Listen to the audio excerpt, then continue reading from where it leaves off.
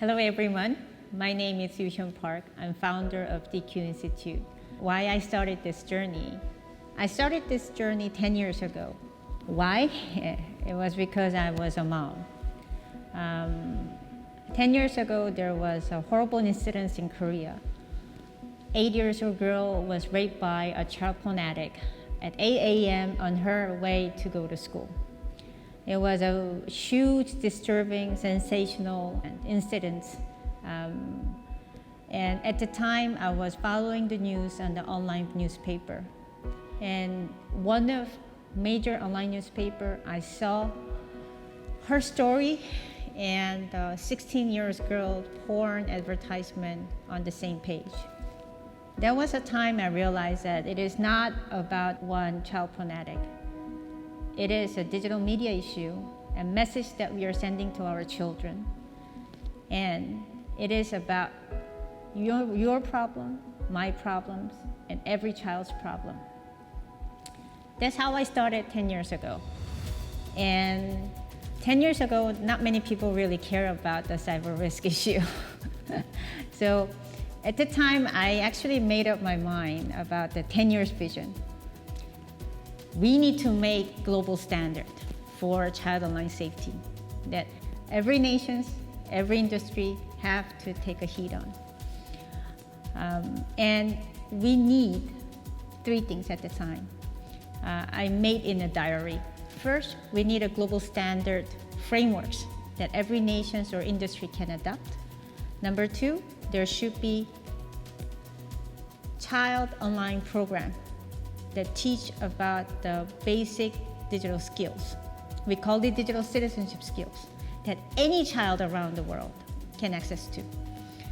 Third things that we need is the global measure index that keep monitor child online safety and digital empowerment of children. Fast forward 2020, we have DQ Every Child that brings the digital citizenship education to all nations.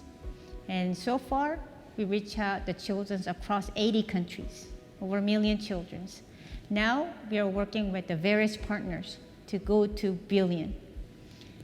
Third, we developed world first child online safety index that can help nations to understand their level of child online safety in a holistic level. And now we are working with the various partners, international organizations, to make it into common measure for child online safety and digital citizenship. So that's where we are, and we have a long way to go. And I want to invite every one of you to work together, because this is not about one organizational issue. It's not about one person's issue or whoever issue. We have to work together, and I want to invite all of you to collaboration. Thank you.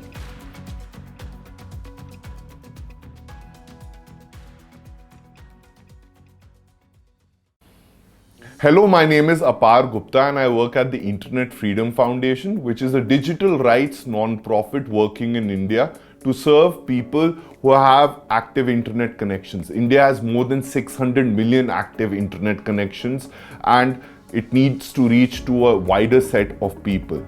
In fact, it needs to reach everyone today, because the internet and digital communications offer a potential for human development for people not only to be users but to be creators. And this resonates with my own personal story of how I picked up the law as well as got interested in technology.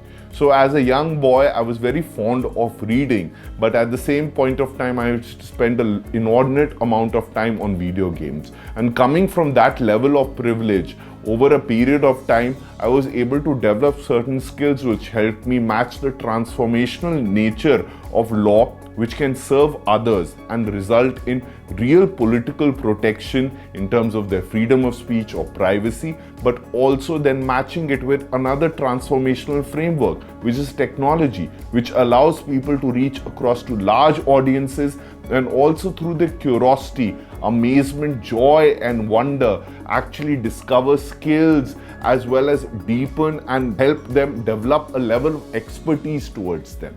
So when you bring the law or policy and governance and technology together, you get something which is really empowering for a lot of Indians who have lacked it over a large period of time. And in a deeply unequal society, that is a facility which needs to be there for more people at more points of time. A core part of my job motivates me towards addressing these inequalities, working on a range of issues, from a lack of internet access to protection of people's privacy, data protection. The core moment, I think so, when I did pick up this work and started with a large number of volunteers was actually in the public sphere. The Internet Freedom Foundation emerges from the net neutrality movement in India and draws its roots from there. In terms of setting up a large public campaign in close to 1 million people, sending responses to India's telecommunications regulator and asking the telecommunications regulator, which is the TRAI, to actually preserve and protect net neutrality, which would eventually mean that the users actually of the internet get to decide what they want to actually consume over the internet rather than an internet service provider. A very simple principle which was upheld by the TRAI due to this massive public participation. This has informed our work as we have gone forward, and today the Internet Freedom Foundation bases all its regulatory interventions as well as approaches towards government institutions and policy engagements centered within a design of public engagement and actually addressing the felt needs of the people who have internet, but more importantly, those who still need it.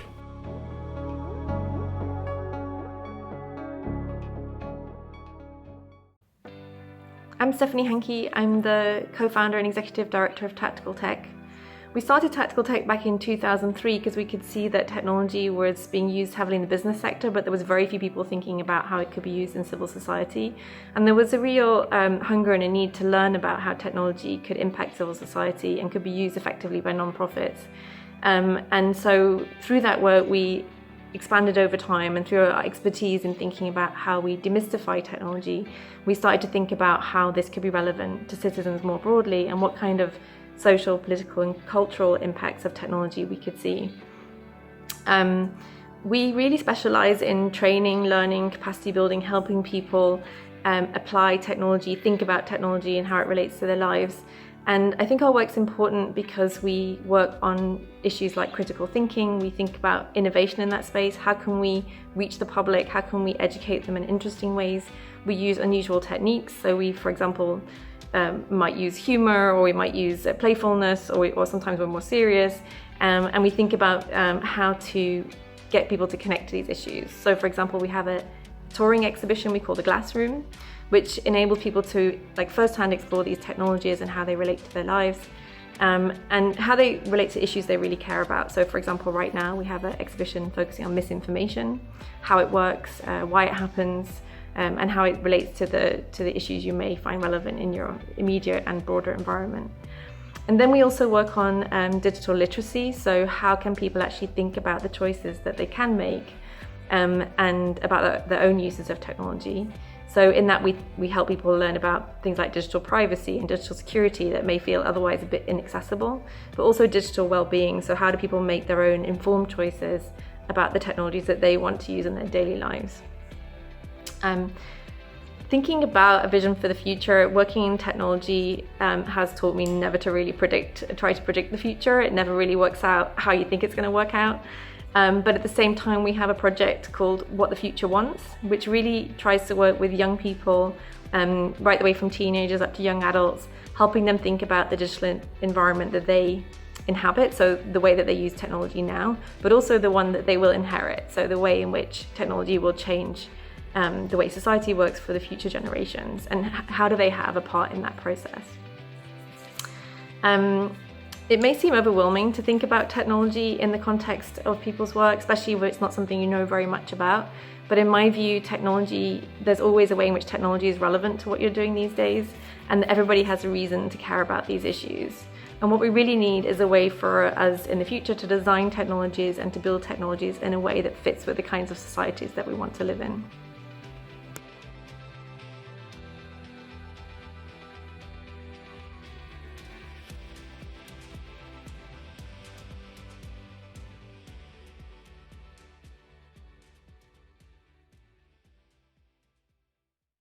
Thank you. Thank you so much. And I'm happy to welcome our panelists here with me. We have Dr. Park dialing in from Singapore, Apar dialing in from New Delhi, and Stephanie from Berlin. Hello again, and thank you so much. So we've seen a lot about your work already, and I'm happy to have the chance to ask you some more questions here. And let me start with you, Dr. Park. We heard the importance of your work is obvious. You're enabling children to master the digital work. And I was wondering what would you advise me very specifically? Let's say my 11-year-old daughter comes and asks me if she can have Instagram or TikTok on her phone. What would you say? Should I say yes, or what should I do? That's a very difficult question. And I think that is every mother's questions these days. So your girl is 11 years old, right? Correct. Mm-hmm. Did you know that the official minimum age that can register TikTok or Instagram and most of the social media is 13 years old? There you go. Yeah. So, but our data actually shows that about 80% of children in the age group of 8 to 12 years old around the world, 80% are already on the social media, even though they're not supposedly on the social media. So that means that the social media has been already very much part of our children's life, not just about digital life, it is part of their life. So it is very natural for your girls to demand, actually not ask, demand, because all of her friends must have already an Instagram or a TikTok account, and they've been using it as part of their communications. So given that reality, I think it is important for parents to understand what the social medias are doing in part of their children's life. But at the same time, as a parent, you have to do the ground check and baseline check. So my girl is also 11 years old, and she's not allowed to be in the social media yet.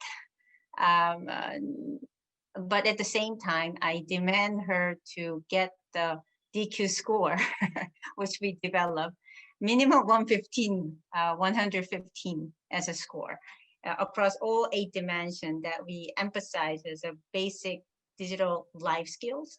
We call it DQ, digital citizenship skills.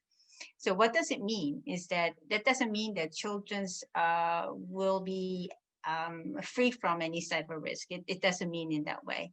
It means that the children have the basic ability, a basic capability to understand what are the risks online and how to deal with. So as a parent, what should I look out for?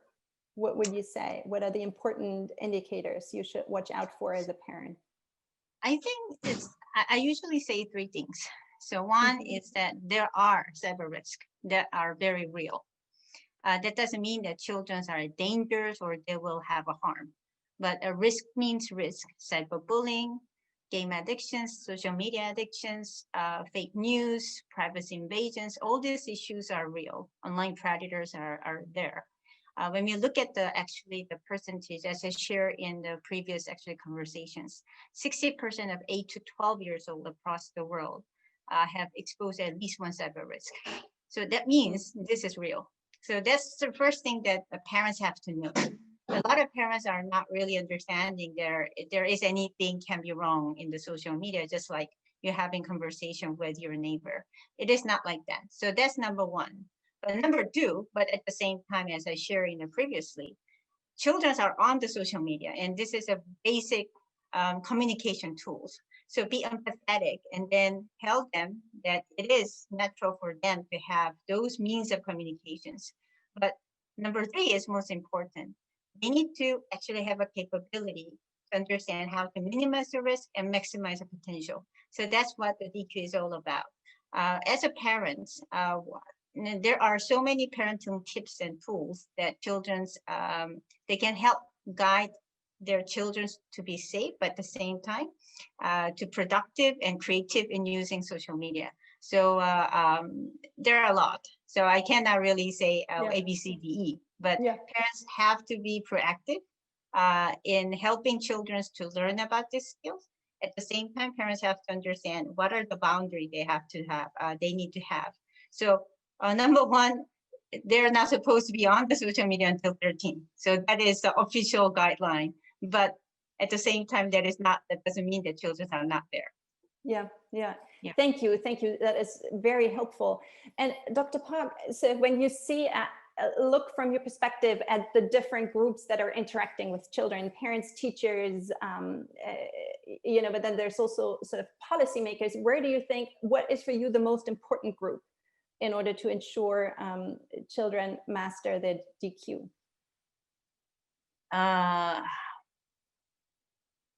They're all different. They're all important, I have to say, because they all play in different functions. So we actually thinking about the digital ecosystem around the children's. So of course, the first actually support network will be parents and teachers.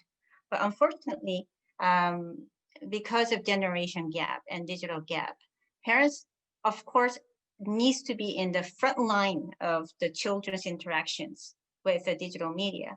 But our parents' generation never been taught, and we never grew up in those pervasive digital environment. So there's a limitations that current parents actually can help. Teachers at the same time is another group. They have to come from the education perspective beyond just the guidance. So you can think about the digital citizenship and all this extension of digital intelligence and digital skills is to be part of the mandatory education that children needs to have in the 21st century. So teacher group also important to approach as educations, just like a math and science. This will be the important subject that teachers have to equip to teach, but at the same time, they have to provide the resources. But we are not there, unfortunately. So there's a room for ICT company can play. And it is very, very important. And a lot of times we usually think about parents, teachers, and lawmakers or policymakers. But actually, the very important stakeholder here is the ICT companies. And so what social could they media, do? Yep. So there's a multiple way that like Google like ICT company can play a role in. So number one, I always am a big advocate of safety by design. It should be more than just CSR, or it should be more than just like a teaching kids about the digital skills. There is so many actual safety elements that can be part of the business model of the ICT companies, of their products and services. So we hope that ICT company can go a step more further to support the children and provide the safety nets at the same time empowering tools. But of course, government have to be the role player, key players. I won't go in details, but we published Child Online Safety Index 2020 in February, and which actually look at all different stakeholders, what are their roles are, and whether we play our roles in the right way. So thank you. There's a lot of things that we can improve. Yeah, an important resource for everyone to check out. Thank you so much, Dr. Park. I'm moving on now to Apar, dialing in from New Delhi. Apar, I saw you nodding as we were listening to Dr. Park, which indicates you share some of the viewpoints here. Is that correct? Yes, and it comes from my own belief why the internet is central towards children and their advancement in society, because it's also self-learning tool as much as the risks are there, and that's why it allows them to come into a full bloom of their personalities. For me, much more personally, I possibly had very early access to the internet due to my parents sensing the potential of it being an informational resource, and it's led me to do the kind of work that I do today. And it kind of guides the vision and motivates a lot of my other colleagues also towards ensuring that internet as an access can be provided both in terms of it just being there for people in India, which is a very unequal society, shouldn't be based on a person's economic station or privilege, and the political character of the internet also, which allows them to receive information, tool themselves into being a participant in knowledge sharing, creation, also takes place. So that's why I just think it's a really powerful tool for people, and especially for a lot of young people in societies in South Asia, if not India, where you have traditionally been told lawyer, engineer, doctor, lawyer, engineer, doctor again and again. And sometimes people want to think much more laterally, and they want to do things such as be social entrepreneurs. And you went the lawyer route first, is that correct? Do I remember that correctly? Yes, so it took some time, yeah, but I, I just resonated with a lot of the learnings Dr. Park suggested, also in terms Yeah. of the design, thinking about how technologies, as they are being centered in society, need to account for social concerns within the design thinking process. And it's just tremendous to find these parallels in my own work here as well. But yeah, I was a lawyer, but then I realized that law is only one specific intersection with which you can impact social change, and part of my lawyering was towards social change. And sometimes you need to also look at the technology, because technology ultimately is scalable, and it is used by millions of people, and one small tweak can essentially do the same thing with a legislation or a very important constitutional court judgment can do. So that leads us right into the core of your work with the Internet Freedom Foundation. You are, there are two important interconnected pillars of your work. It's access to the internet on the one hand and digital rights on the other, right? So give us some examples of where you have ensured both. Okay, so a lot of people know that the political events which have happened in Jammu and Kashmir have resulted in an internet shutdown, which continues even today. So 4G internet access through mobile devices is not available there. So we have conducted a strategic litigation to ensure that there's a greater degree of evidence-based restrictions, if any, for the people, and it has resulted in incremental restoration even of 4G internet access through mobile phones, which is important because most people in developing economies do access the internet over mobile phones. And secondly, the difference in terms of the nature of access changes dramatically when you go from each band of cellular technology from 2G to 3G, from 3G to 4G. We know it because we use it, and we've gone through those changes. So 2 districts, about 10 lakh people, close to 1 million people. But we also discovered in this process that there's a need to serve close to the 20,000 villages which have not been connected. And we started with a tourist destination, which a lot of people know and love, because you need to actually look at these areas not being as areas which will always be deprived, but also ensure the autonomy and bring it within the national debate. So you looked at the Andaman and Nicobar Islands, popular tourist destination, but that, unfortunately, because it's towards the Indian Ocean, those islands by themselves are unconnected to high-speed internet. So there's an undersea cabling project which has been delayed for a long period of time. We approached the Prime Minister's office, wrote to them, featured the voices of the people there, made it a public advocacy issue, and there has been a progress there. The Prime Minister has made a promising commitment there. We are bundling all of this work into what we call 4G for all, where we see internet as a access as an actionable human right. And I think it links very closely to digital rights, because we keep on saying that you can't deprive people of the internet when they do have access, okay, which is a fundamental right to freedom of speech and expression, which is, for instance, when you shut it down without any evidence, and we think evidence is lacking, results in economic harm, social harm.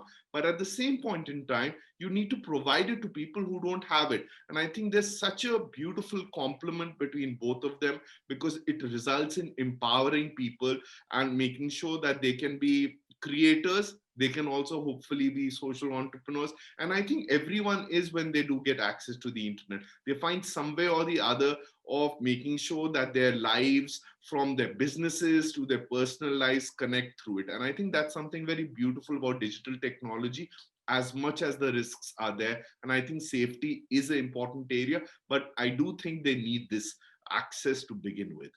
Yeah. And Apar, the Internet Freedom Foundation draws a lot of its power from civic participation. Yes, That's what you that's pride correct. yourself in. Yes, So just and taking these two examples, I'll just say that so what do we do for civic participation? We go into communities of art, culture. For instance, we've recently worked with the artist and made a comic around an illustrated panel comic set to which is shot as a video, then ultimately to the sounds of silence, to explain how children during COVID would require 4G internet access for remote learning and for talking to their friends. And we center all of our work in real, tangible advocacy, which emerges from the felt reality. So the thing is that there are a lot of organizations that do excellent research, but you do lack this space in India where you don't have organizations which can center all that research into a greater degree of tangible human need. So, for instance, in Andaman and Nicobar, similarly, young people were reaching out to us. We said, would you like to be featured in videos and explain why you need access to the internet? So somebody said that we need to learn how to make our resumes and covering letters, and we need to look at formats. And when you put those kind of stories across, when you bring these communities together through digital tools, I think policymakers understand the prescriptions which are made by experts, lawyers, activists. The surveys start having a narrative, and we think that this kind of work which we are doing is very powerful and actually is leading to results for researchers. It is enabling a lot of change and bringing power to all of these interventions. thank you so much for explaining that. I see our other panelists agreeing here, and I would like to quickly go to you, Stephanie, with a perspective shaped out of Berlin, but also your work is global in nature. Citizen participation and sort of breaking down tech for everyone is at the core of your work too. So give us some examples of how you've done this. You've worked in many creative ways to connect with citizens and to unleash their power and their participation. So give us an example if you could. Yeah, thanks. Our work is actually really nicely complementary to both Apar's and Dr. Park's work. We also use creative means to kind of reach out to people to help them understand technology, to try and kind of demystify technology is how we think about it, and help people find a way in which it connects to their own lives and to the things they care about. One of the things we've been doing is, for the last 4 years, we've been running a touring exhibition, and that exhibition is put together with artists, designers and technologists who we've put together a show that kind of allows people to explore the question of how does technology change the way that they live personally, and also how does it impact the societies that they live within. And so we think of that as critical thinking work, public education work. How do we get a more nuanced discussion about technology, not just like it's amazing, it will solve all our problems, or it's terrible, we should be afraid of it, but really something in the middle, and try to help people figure out kind of what's right for them, what their questions are, and what impacts the way they live. And we've turned that touring exhibition into something that many local groups can do. That's digital rights groups, librarians, schools, all kinds of different local actors are taking that exhibition and putting it on themselves and having their own conversations. And we've had over 150 of those exhibitions over the last few years. Unfortunately, with COVID, it's kind of, it's not possible to hold those exhibitions in the same way. But we also have something called the Data Detox Kit, which is something where people can go even further and kind of make their own choices about what's right for them.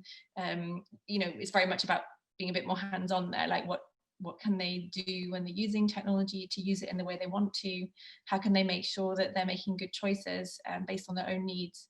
And so we're trying to help people kind of equip them to do that. And that's, again, a global project. Our projects are very much focused on testing and developing a sort of core set of activities that work, and then adapting them to different contexts. So like with the Data Detox Kit, for example, it's now available in 29 languages.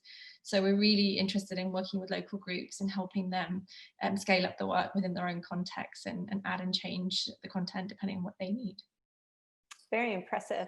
And so with Tactical Tech, you examine new issues around technology, how they arrive in different contexts, and what responses are needed. So I was wondering, from your sort of long, perspective and work experience, what do you think is currently the most important one, and what do you think is coming up next? Yeah, it would be impossible to pick one, I guess. I guess I can say there's an interconnected set of things, which I think we really see this year with the coronavirus worldwide, that there's definitely an enhanced dependency on technology. And you just heard some examples of also how that dependency isn't working for some people at this moment. But for many people who are fortunate enough to have the connectivity, immediately there's the problem of, they're totally dependent on it for everything, not just work, but access to school and education, or access to social life, cultural life, and so on, services and so on. And that increased dependency does kind of, I think, sharpen the question of the bits of technology that aren't quite working for them. And at the same time, we've got an increased dependency on technology for how we access information, and we've just seen the same thing with how democracies function overall. So some of our work is looking at things like how personal data is used in the context of digital political campaigning, how that works around elections. This is a very timely moment to be thinking about that, obviously, given what's just happened in the US. And how online content is used for influence of different kinds of communities and populations all over the world. I mean, I was mentioning the US, but I think we've seen that everywhere in the last few years. And at the same time, with access to information, which turns out, of course, to be vital in the context. It's always vital, but specifically in the context of a pandemic where access to reliable health information is key. And of course, we've seen an enormous amount of misinformation in that context.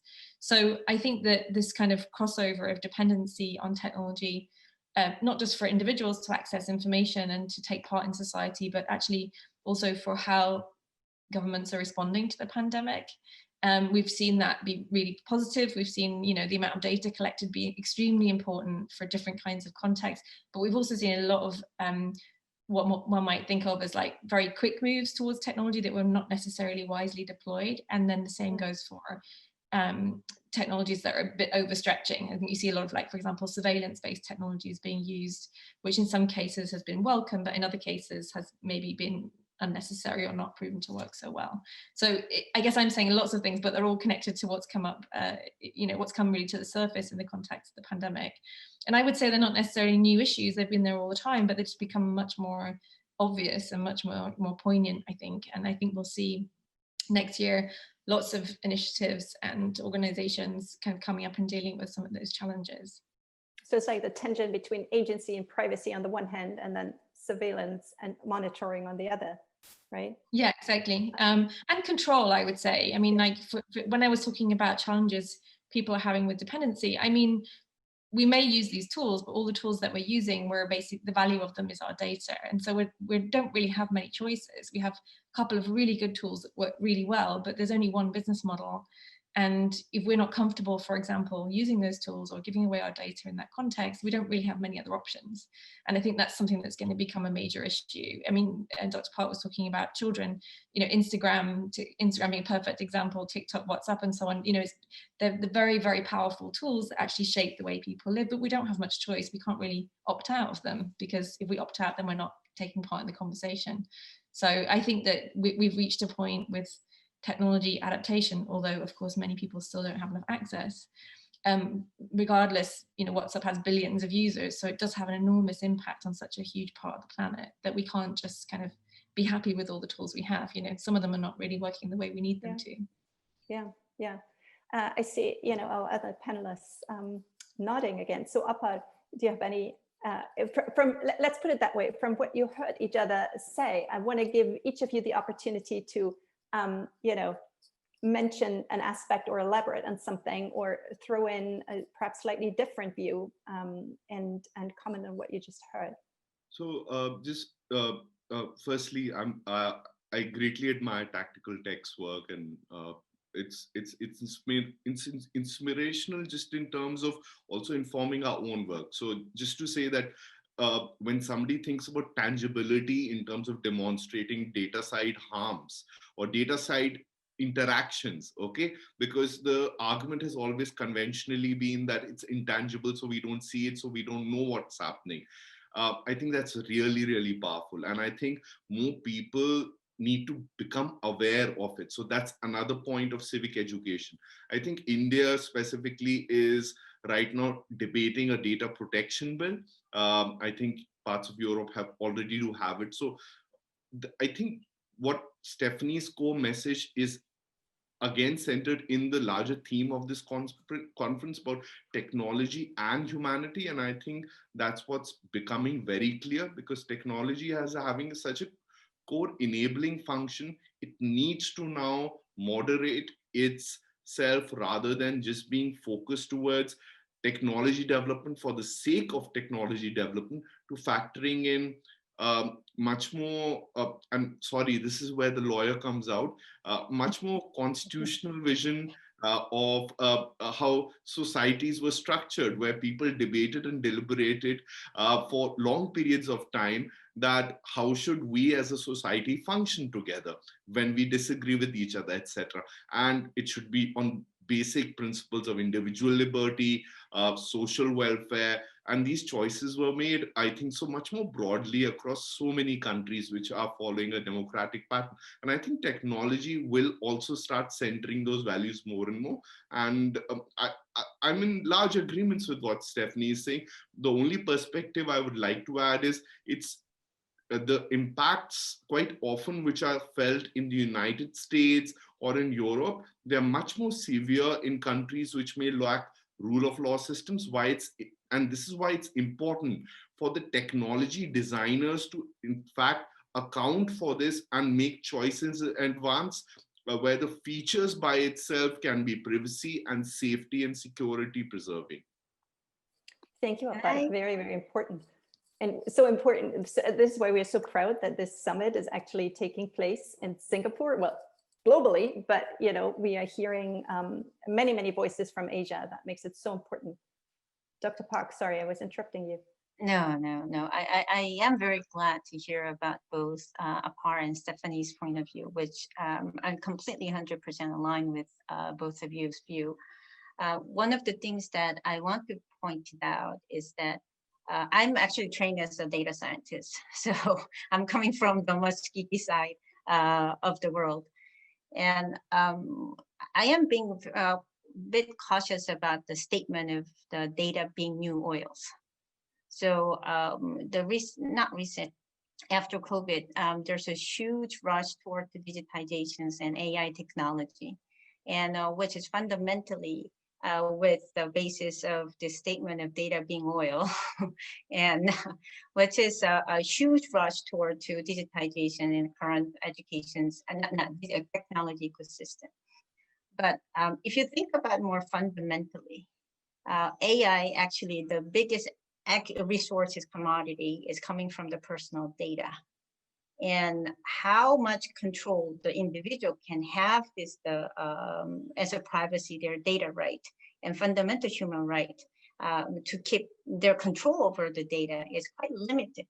If you think about the push toward to the national and industrial push toward the AI, and individual and citizens say, hey, this is my data.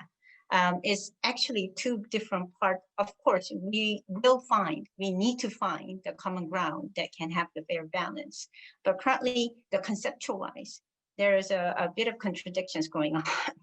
So if you think about the data being oil, oil's taken off from the land, and you can plug in and get the oil out.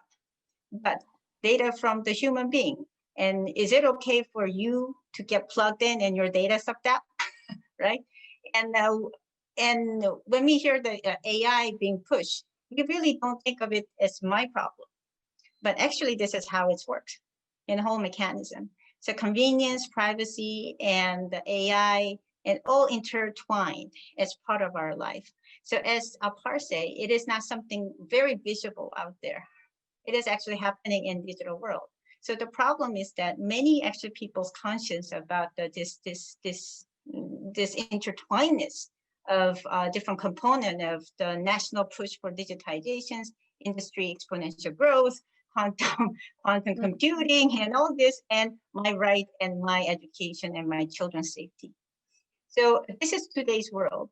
So I think it is so important, and I'm very glad to hear that Ashoka is launching this initiative of technology and humanity, because we need to actually stop and, all of us to think that why technology are invented to start with. So technology is only meaningful when it enhances humanity. And many times, as Apar say, the current economic system is actually pushing more exponential growth. And it is not coincidence that we see so much problems in disinformation, cyber risk, and all other in this speed gap between the exponential growth of exponential technology and our linear response to this technology without really understanding what's going on. So how can we reconcile this too? It's a big problem, and nobody probably have the answer right now. And I wish that this actually symposium and this type of conversation will promote for us to think, and all stakeholders in the society, academics, technologists, civic people, and the government sitting together and really think about where we are. And I think this table that bring all the stakeholders into one place is something that we have to really push forward and thinking about it. Beautiful way to sum it up. With Stephanie. Oh yeah, no, I was just going to mention something else, but maybe you want to wrap it up, Constance. No, please go ahead. I was about to ask you. Okay, I was just going to say, actually, everybody else mentioned their background, so maybe it's my turn. I'm actually a technology designer by training, so I'm an information interaction designer. And so I think a lot about how, and actually Apar mentioned this already, but I think a lot about the choices we make when we choose to design these technologies. And I mean that on a big level. I don't just mean the buttons and where they go and what color they are. I mean, the way, the fundamental idea behind the technology and the design of the engineering and the service overall. And we at Tactical Tech, we think about technology as a mirror on society. So I think that philosophical framework for technology is really, really useful because it helps you imagine what kinds of problems you might have with that technology. If you know enough about socio, political, cultural kind of trends in your context or with the users, then you can pretty much guess how that technology is going to play out for real. And so one of the things I've been looking at with my background in mind is that we don't have enough up-to-date relevant ways of designing technology that allows us to do that. So we've been working on something that we like to think of. So very often technology is designed for an individual user. Obviously, you'll mostly be aware of that, but within technology companies, that's also still how it works. And what we like to think of is designing for society as user. And we don't see that enough in the context of technology design. And in the biggest companies in the world, that's not the framework they use. They tend to frame technologies for individual users. And that's how they do their research as well and testing. So we've been pushing for sort of another way of thinking about design, which is much more responsible and much more appropriate to the fact that we're actually designing the sort of digital built environment that we inhabit. So we've been, just in terms of looking for answers, that's one area that we really need to work on more. Policy is really important, but the tools have to get better as well. They have to mature. Thank you so much. It's getting more and more fascinating, and I wish we had more time, but we do have to wrap up.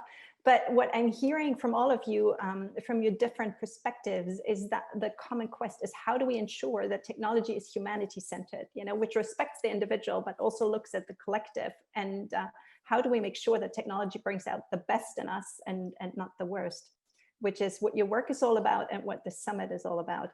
I want to thank you so much for granting us your time and for participating. It's so exciting also to see interconnections between your work. And so I hope there are many more interactions and opportunities to come.